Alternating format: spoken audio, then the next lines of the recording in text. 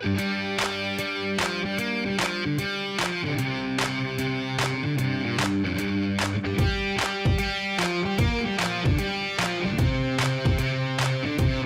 I wanted to talk about friendships and how that relates to relationships.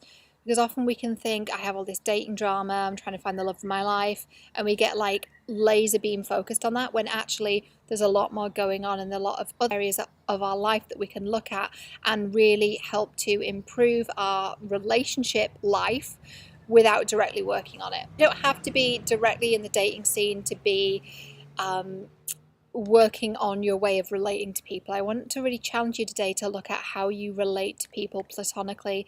How easy is it for you to make friends in the friendships that you have? What kind of dynamic is at play there? And really look at that, and challenging you to see that some patterns might be at play in your friendships as well. Key issue here is connection.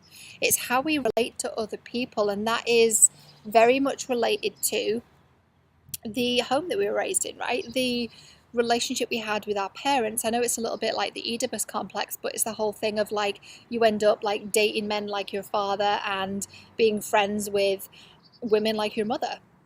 I've seen that play out a number of times, and that is absolutely at play. Obviously this depends on things like sexuality and gender preferences and all of that as well. I don't want to discount any of that, so take what words resonate and flip the gender terms as is appropriate for you. So what dynamics always play out in your friendships?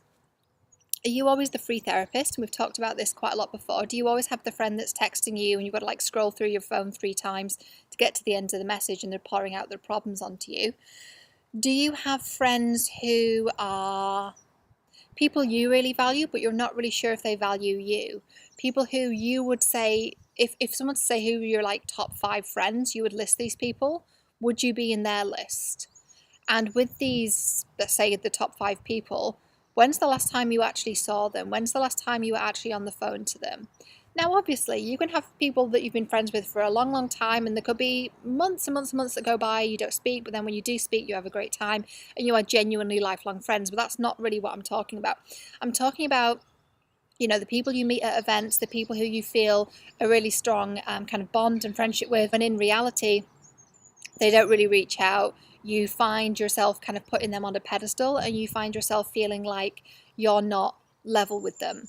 And sometimes we're the dysfunctional one in the friendship. Let's be honest. We find ourselves, instead of seeing our friend as an equal, we start, we really look up to them, we admire them. And that can be a good thing, you know, when we're on this journey and we're growing and we seek out friends who will help to lift us up. That's great. That's your environment. We've talked about that before in previous videos too.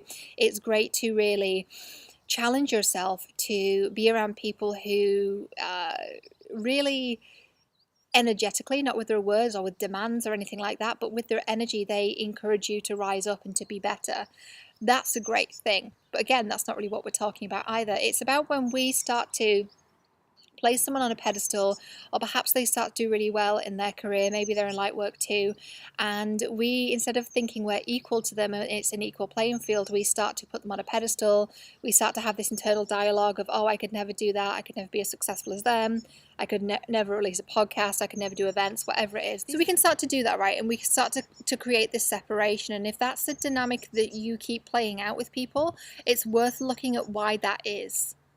It's really worth looking at why that is, because you don't see that friend as an equal.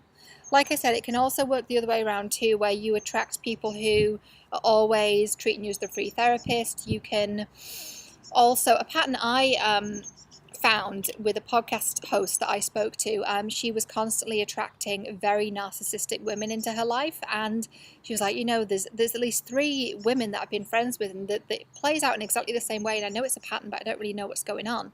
And I said to her, I said, what's your relationship like with your mother? And she described it, and I could tell by I was actually, even though it was a podcast, we were doing it on Skype as well, so we could see each other as we were recording it. That's how she prefers to do it. And I could see her face. She went, oh, it's the same. So the relationship she had with her mother was the same as these dynamics she was playing out with these women. And be connected to the way that you relate to potential romantic partners, because it's building bonds with new people, right? And that can be scary, especially if you've been through some stuff and you were taught that connection isn't safe. But what we've found now is that connection is safe, right? We've talked about inner child and we've gone, hey, that's not what's happening now. I've got you and I'm going to take care of you and everything's okay and you're safe. Okay, I've got a confession to make. So the episode of Love Bites that you just watched is actually taken from one of the Infinite Love membership trainings, and you can watch that in full for free by clicking the link below. We had 3 free video lessons for you. We now have 6. So those 3 extra ones are available until Friday. So click the link below, watch them, binge on them, and they'll be expiring on Friday. So enjoy.